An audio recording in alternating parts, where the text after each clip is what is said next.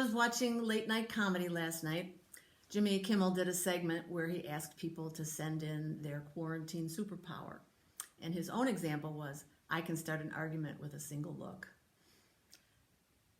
Jimmy Kimmel said, experts tell us that there would be a spike in births if we could stop asking our significant other, why are you loading the dishwasher that way? But we can't. Does that sound familiar? It sure did to me. But what if we could stop? Hi, I'm Dr. Pamela Hansen, and this is the second in our series of videos about why we overreact and how we can shift to be able to respond differently for more peace and joy in our lives and relationships. In the first video, we talked about the movie Lady Bird, where Lady Bird's mother totally overreacts, and then Lady Bird opens the car door and jumps out of the moving car. And we called that flipping our lids. We talked about the work of Dr. Daniel Siegel and the hand model of the brain, where the arm represents the spinal cord, which is getting messages from the gut, from the heart, and bringing them up to the base of the brainstem, or the lizard brain, and about physical state and threats. Then on top of that, the emotional limbic system, which we can call the squirrel brain or mammalian brain, because mammals need to have emotions in order to form bonds and survive in their social groups. And then on top of that, the adult human brain, which wraps over the emotional system, and this part particularly behind the forehead, the prefrontal cortex, which controls impulses and makes decisions. And we said that when emotions get out of control, it's as if we flipped our lids. The adult brain is not getting information from the emotional system, and is definitely not calming it down. So the first step is to pause and notice that emotions are coming up or maybe even getting out of control.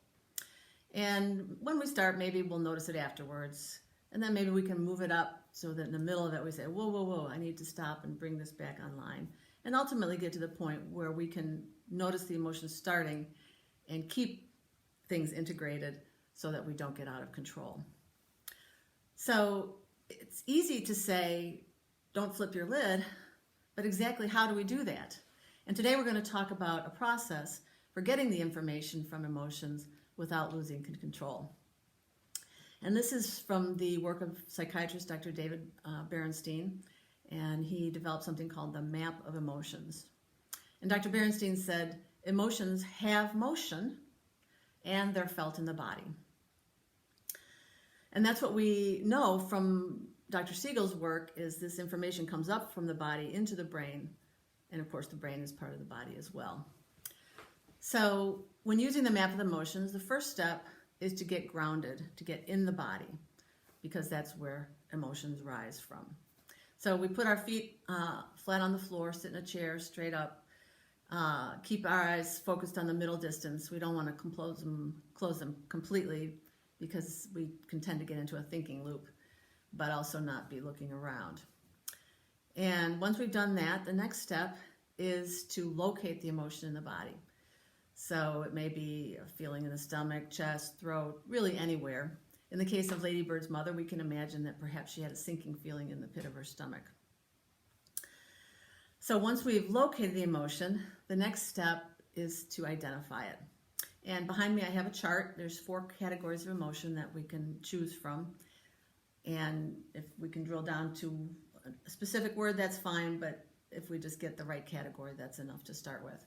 So we have anger, we have hurt, fear, and then a category that's a little more complicated that has to do with when we feel that we have lost connection with important people in our lives.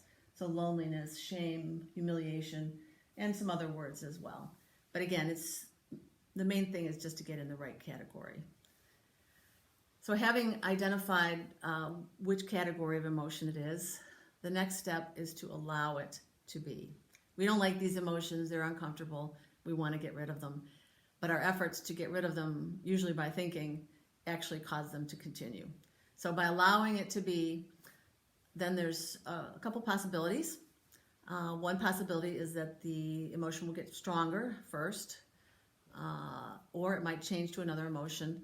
But ultimately, the emotion is going to flow and move on because emotions have motion. And then we can get to a state of integration and wholeness where the emotional system and the thinking system are working together to allow us to make life-giving choices. So in the case of Lady Bird's mother, we might imagine that she would stop and notice this, and she might identify the feeling in her stomach as anger. And then as she sat grounded and allowed it to be, perhaps she would notice that it changed to hurt, perhaps because she was thinking that her daughter was criticizing her. Or maybe it would change to fear because she worried that Lady Bird wouldn't be able to make it on the East Coast. And then at that point, as it moved on, she would be in a position now of being without a flipped lid. Her lid is not flipped, and the systems are working together. Perhaps she might say something like, so it sounds like you're kind of fed up with California, and reflect back to her daughter. Or maybe she would say, I feel worried when I hear you say that because I think it would be hard to make it on the East Coast. In any case, it would be unlikely with either of those that Lady Bird would open the car door and jump out.